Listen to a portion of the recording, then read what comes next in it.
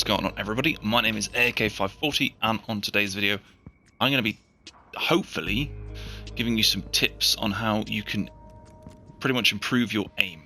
Okay, the first things we're going to do, especially if you're going to be sniping, you need to figure out what sort of aim sensitivity, aim assist, and also the aiming response curve that you use or would like to use.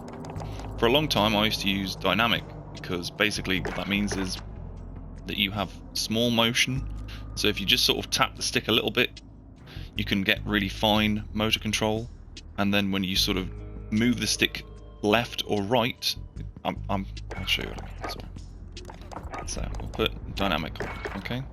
So you get like sort of slight movements in the middle.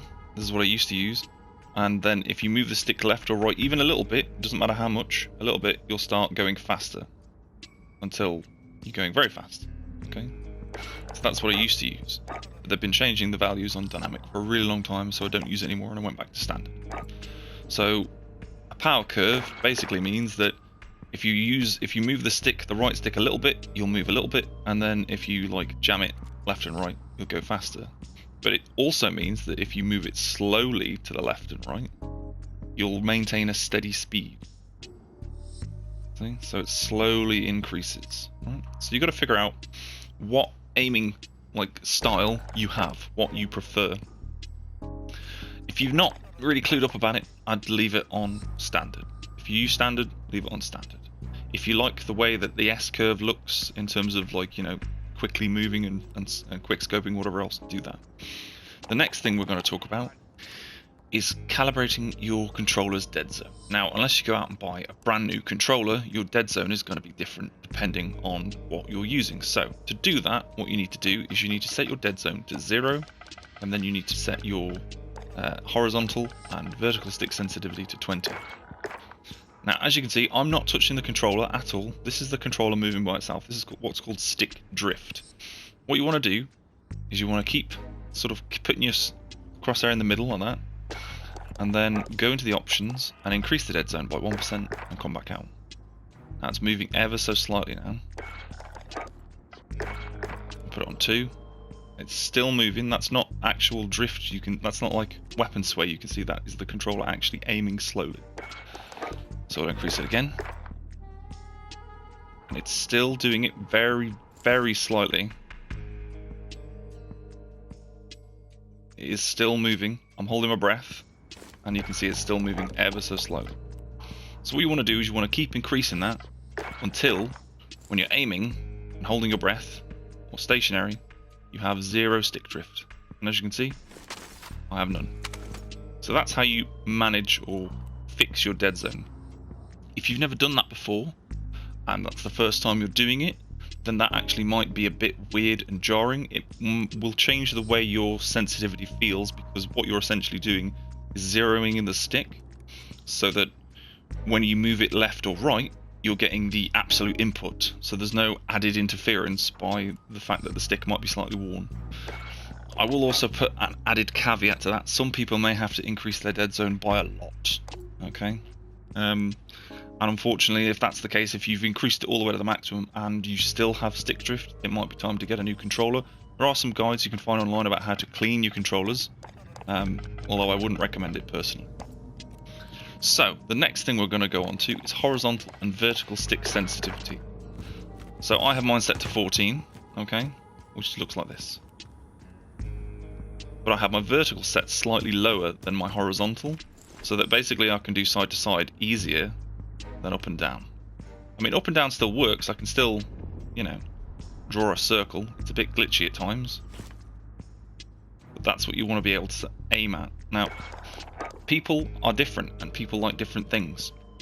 So if you like having the same horizontal and vertical stick sensitivity and you don't find it being an issue, then leave that basically the same. Leave that the same as it is, and you'll have the same sort of aiming rate regardless. But increasing it and decreasing it by 1 generally helps, I find anyway, in terms of moving around the map. Because I have sort of spatial awareness difficulties, dyspraxia, it means that sometimes the movements that I send from my brain to my thumb are a bit less accurate than other people's might be. So if you find that you're a very accurate player and you can hit targets quite easily, then you probably don't need to edit that or change anything. So just leave them the same. Now we get onto the sort of fun bit. This is where testing. This is where you're going to have to do testing and you're going to have to edit bits ever so slightly. Now what I would suggest doing is using your favorite assault rifle or SMG and increase the ADS sensitivity multiplier low zoom by 1%. So increase it like this, so go to 1. And then play around for it a bit and see if it actually helps anything. Basically what that does is it's an acceleration. So it's added by the game. It's procedurally generated, it's artificial, it's not anything that you're putting into your controller. A good way of describing how this would work would be as if you were to set your sensitivity to 10, and then you set the ADS multipliers to their maximum, which is 2. Like that. And also the high zoom to 2. What that will essentially do is it will mean that aiming without actually like aiming down your sights is a 10, but the moment you aim it turns to 20. See? That would be the equivalent of putting your sensitivity on insane. Now if you're very good and highly accurate, then this is another thing that you can do to help give you a bit of an edge, because when you're running around you could line up the shot with 10 and then shoot with 20, and you'll be able to get that nice little flick in and either get a drag shot or a quick shot, or a quick scope rather. But those are some little tips that you can do that'll generally help you and your ability to hit targets. However, I must state that if you haven't done this before and you've been playing the game with your settings as they are, and say, I don't know, the default on these sensitivity multipliers are 1, okay, and I don't actually know what the default is on the Deadzone, then this will feel very jarring. It won't feel natural to you because you haven't used it before, so it will feel very different. And yeah, that's pretty much it. This is how to center your Deadzone, and also some extra little tidbits about the different aims. Now, with aim assist, standard traditional aim assist, okay, so say if you were aiming at a target and this target is moving, if you move as well, the aim would stick to the target, so you would follow the target a little bit. Precision is basically the sort of drag scope sniper's wet dream. Essentially what it means is, as you look with the right stick, when it goes over a target, it would slow down. It wouldn't stick to the target, it doesn't like follow it in the traditional sense, like normal aim assist would. And I'm not trying to suggest that aim assist is bad, or in any way, shape or form some sort of a cheat. What I mean is that the aim assist, when it's on standard, follows the character a lot better. Standard aim assist is better if you're a quickscope as well. So if you do that a lot, then standard aim assist is generally better because it will help you essentially zoom in on the target easier. Whereas precision, as I said, when you if you're standing stationary and an enemy walks in front of your scope, it wouldn't move, it would do nothing, okay? But the moment you start putting input on the right analog stick is when it would actually start doing something. And then you've got the last one, which is focusing, and that's basically a mixture of, from what I can tell, and I've tested this, it's pretty much a mixture of standard and precision, but it has a wider sort of bubble around the target. So precision is basically where the 10 is, and standard is probably where the 9 is. Focusing is pretty much the entire thing. So from 7 in. Can I put a spray over the top of this? No. Okay, I'll just put the spray here instead. So precision would be the moment your crosshair touches the enemy. Normally center mass is where it sort of starts to kick in. Standard, you could pretty as long as you were sort of like this at an enemy and you zoomed in, it would do that.